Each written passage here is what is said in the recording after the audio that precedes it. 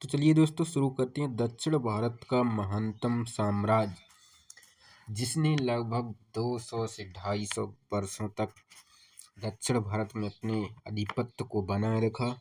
दक्षिण भारत का महानतम साम्राज्य विजयनगर साम्राज्य के बारे में हम पढ़ते हैं। विजयनगर जो साम्राज्य था उसने लगभग 1336 से लेकर 1650 ईस्वी तक शासन किया।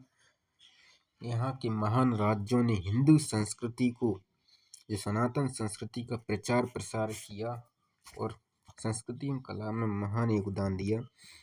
तो इसी राज्य के बारे में हम पढ़ते हैं। विजयनगर वर्तमान में जो कर्नाटक राज्य है वहाँ पर स्थित है। विजयनगर साम्राज्य के उद्भव में जो काकतीय वंश था उनका योगदान था। वो जो विजयनगर वंश के जो संस्थापक थे जैसे हरियर एंड बुक्का थे, जो क्या थे काकतीय वंश था अपना। काकतीय वंश के अंतर्गत क्या थे, सामंत थे। काकतीय वंश के अंतर्गत सामंत थे। तो काम्पली में राज्य में क्या थे, मंत्री नियुक्त हुए थे। हरियर और बुक्का मंत्री नियुक्त हुए थे। तो बाद में 1328 में जब मोहम्मद बिन तुगलक ने काम्पली राज्य को जीता तो हरिहर और जो बुक्का थे इनको बंदी बना लिया गया। हरिहर और बुक्का को, दोनों भाई थे, इनको बंदी बना लिया गया और उन्होंने इस्लाम धर्म ग्रहण करने के लिए उनको मजबूर किया। आगे चलकर मोहम्मद बिन तुगलक ने इन दोनों भाइयों को काम्पली के विद्रोह का दमन करने के लिए भेजा। इस दौरान उनकी मुलाकात हुई प्रसिद्ध विद्वान थे माधव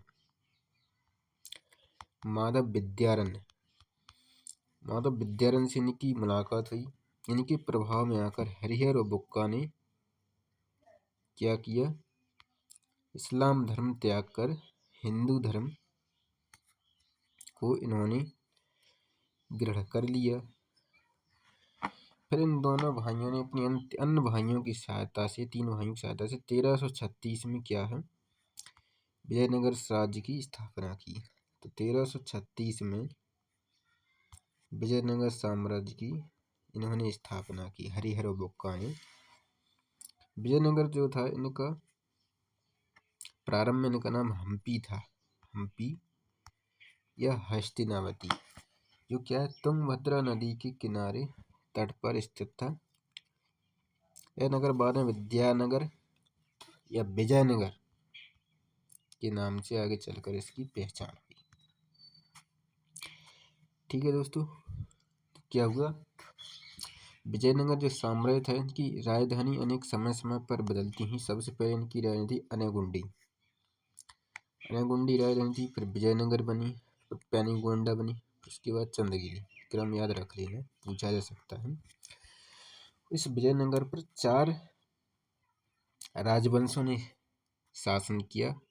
एक तो संगम वंश था, 1336 से 1485 तक इसने सर्वाधिक समय तक शासन किया था, संगम वंश ने। फिर सुलभ वंश आया 1485-1505, इसने सबसे निम्नतम समय शासन किया था। इसके बाद तुलुप वंश आया और बिडू वंश आया लास्ट में। तो आगे की हम कहानी देख लेते हैं। पहला वंश है संगम वंश। तो संगम वंश 1336 से 1485 तक चला, जो सर्वाधिक समय तक तो चला था। इसका प्रथम शासक था हरिहर प्रथम संगम वंश का प्रथम शासक था। इनके जो पिता का नाम था वो नाम था संगम। इन्हीं के नाम पर यह वंश संगम वंश कहलाया। और जब 1346 में हरिहर प्रथम ने वारंगल स्थित होयसल वंश के राज्य को जीतकर विजयनगर साम्राज्य में शामिल कर लिया था और इनकी समय राजधानी थी अनेगुंडी। आगे चलकर इन्होंने स्वामी जो विद्यारण्य थे इनके परामर्श से विजयनगर को नई राजधानी इन्हीं ने बना दिया था, हरिहर प्रथम के समय। इसके बाद पर बुक्का प्रथम आए। बुक्का प्रथम ने राज सिंहासन का अविलंब तथा वेद मार्ग प्रतिष्ठापक की उपाधि धारण की, यानी वैदिक धर्म को बढ़ावा दिया। इन्हीं ने अपने एक दूत छीन भेजा था। बुक्का प्रथम ने इनके पुत्र कुमार कम्बन थे, जो इन्होंने मदुरई क्षेत्र को के विजय के लिए इन्हें पुत्र को भेजा था, और मदुरई अभियान में कुमार कम्बन को सफलता मिली। मदुरई को जीतकर विजयनगर साम्राज्य में इन्होंने शामिल कर लिया था। विजयनगर को। ठीक है। मदुरई विजय की जो जानकारी वो हमें मिलती है किससे? कुमार कम्बन की जो पत्नी थी गंगा देवी की पुस्तक मधुरम विजयम में इनकी जानकारी मिलती है। ठीक है। आगे गए। बुक्का प्रथम के शासनकाल में विजयनगर बहमनी से संघर्ष प्रारंभ हो गया था। कृष्णा और तुंगभद्रा नदी के तट पर एक रायचूर दोआब था, जो उपजाऊ था, खनिज, लोहा आदि की दृष्टि से संपन्न था। इसको लेकर जो विजयनगर था और जो बहमनी राज्य था, इनके मध्य क्या संघर्ष होता रहता था। इनको लेकर मोहम्मद शाह प्रथम शासक थे बहमनी राज्य के। इनसे क्या युद्ध हुआ? अदौनी का युद्ध कहा जाता है। अदौनी के युद्ध में क्या हुआ? भारत में पहली बार दोनों पक्ष ने एक दूसरे के ऊपर बारूद का प्रयोग किया था। ठीक है। उनके बाद युद्ध हुआ। इसके बाद हरिहर द्वितीय आए। और इन्होंने क्या किया? महाराजी पर राज परमेश्वर की उपाधि धारण की। इन्होंने क्या? बहमनी सुल्तान मोहम्मद शा द्वितीय को पराजित किया था और गोवा और दाहोद को इन्होंने जीत लिया था। इसने श्रीलंका पर भी चढ़ाई की थी हरिहर द्वितीय ने। माधव विद्यारण्य का जो भाई था सायराचा, इनका द्वितीय का क्या था? मुख्यमंत्री था। सायरा ने चारों वेदों पर टीका या भाष्य लिखी थी, इसलिए उन्हें वेद भास्कर भी कहा जाता था।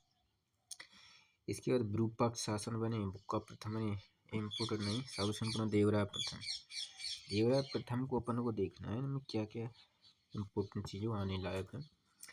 एक तो देवराय प्रथम जो संघर्ष था बहमनी शासक फिरोज शाह बहमनी के साथ हुआ था, और दोनों के मध्य युद्ध हुआ था। उसको सोनार की बेटी का युद्ध कहा जाता है। प्रथम द्वितीय युद्ध में इसकी पराजय हुई देवराय की, लेकिन उसने अपनी पुत्री का विवाह कर दिया था फिरोज शाह बहमनी से। ठीक है। देवराय प्रथम ने ही सर्वप्रथम 10,000 मुसलमानों को सेना में भर्ती किया। एक क्वेश्चन पूछा था सर्वप्रथम। ठीक, घोड़े मोड़े खरीदे। इसके काल में इटली का यात्रा था निकोलो क्विंटी। ये आए क्वेश्चन पूछा है। निकोलो क्विंटी है जो किसके शासन काल में विजयनगर आया था? ये कहाँ का था? इटली का। इनके दरबार में श्रीनाथ नामक विद्वान भी रहते थे। जिन्हें हरिविलास की रचना की थी। श्रीनाथ ने। और हरिद्रा नदी पर हरिद्रा बांध बनवाया था देवराय प्रथम ने। ठीक है। इनके बाद देवराय द्वितीय इम्पोर्टेंट शासक है। देवराय द्वितीय के बारे में उपाधि थी इनकी गजबेटकर और माडी देवराय। ठीक है। संगम वंश का सबसे महान और शक्तिशाली शासक भी था ये। इसने कई विजय की। श्रीलंका के विरुद्ध भी इसने सेना की अभियान किया। मुसलमानों को सैनिक में भर्ती करने की नीति को भी जारी रखा इसने। इसके समय ईरान का एक यात्री था अब्दुल रज्जाक, वो आया था इसके समय। ठीक है। रूपाक्ष छोड़ो। ये प्रेम पड़ोराय अंतिम था संगम वंश का। इसके बाद दूसरा वंश आ गया था सालव वंश। सालव वंश क्या हुआ? 1485 नरसिंह सालव ने सालव वंश की स्थापना की थी। नरसिंह सालव ने। इस घटना को प्रथम बलापार कहा जाता है। प्रथम बलापार कुछ नहीं है, जो प्रौढ़ राय था, एक अयोग्य शासक था। इसका एक सेनापति था नरसिंह सालव। इस शासक पर अधिकार स्थापित कर लिया था इसने। यही प्रथम बलापार है। नरसिंह सालव के पुत्र थे। माड़ी शासन के शासनकाल में वास्तविक शक्ति नरसा नायक के हाथ पहुंच गई थी। जो नरसा नायक ने क्या किया? 1505 में के पुत्र वीर नरसिंह ने माड़ी नरसिंह की हत्या करके तुलुप वंश की स्थापना कर दी। इसके बाद इस घटना को द्वितीय बलापार कहा जाता है। ठीक है। इसके बाद इनके वीर नरसिंह का जो छोटा भाई था कृष्णदेव राय, वो शासक बना 1509 में। शासक बना। कृष्णदेव राय ने अभिनव भोज और आंध्र पितामह की उपाधि धारण की थी। ये महानतम शासक था कृष्ण, इसी से क्वेश्चन पूछे जाते हैं। इनके गुरु थे व्यासराज।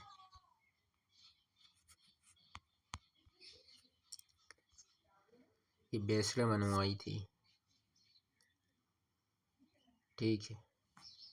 इन बाबर ने तुझे के बाबरी में कृष्णदेव राय को भारत का सबसे शक्तिशाली शासक बताया।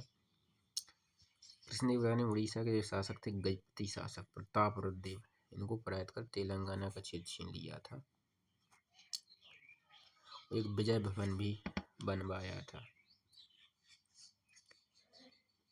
फिर इसने 1510 में पुर्तगालियों ने बीजापुर से गोवा छीन लिया तो कृष्णदेव राय ने उन्हें हरा दिया। पुर्तगालियों से इनकी मित्रता थी।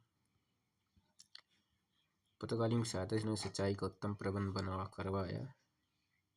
सैनिक शक्ति को बढ़ाया इन्होंने पुर्तगालियों की सहायता से। कृष्णदेव राय का नाम जो पुर्तगाली यात्री थे डोमिंगो पास बारबोसा ने विजयनगर की यात्रा की थी।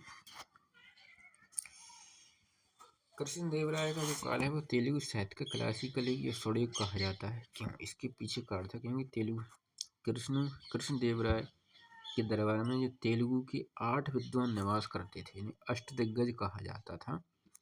इनमें विद्वानों में प्रमुख थे अल्लासनी पेद्दन ने मनुचरितम लिखी थी और स्वारोची संभव नामक ग्रंथों की इसने रचना की थी। उसी प्रकार तेनालीराम ने पांडुरंग महात्मा और नंदी तीमन थे, इन्होंने परिजात अपहरण की रचना की थी।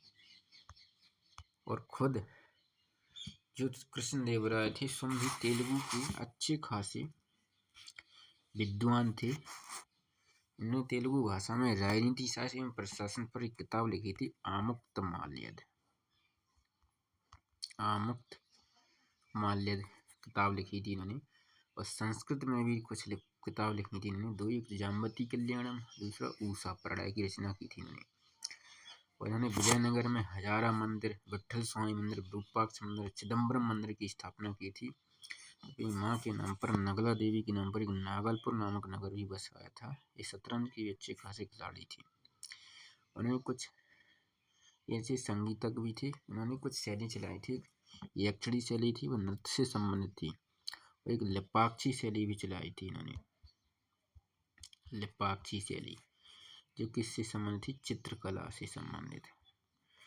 तो ये अनेक संस्कृति और साहित्य के क्षेत्र में और स्थापत्य के क्षेत्र में अनेक कार्य करवाए। इसीलिए इनका जो काल था वो दक्षिण भारत का यह स्वर्णकाल कहलाता है। इनका काल जो थे स्वर्णकाल कहलाता है। तेलुगु साहित्य का क्लासिकल युग यह स्वर्णकाल कहलाता है।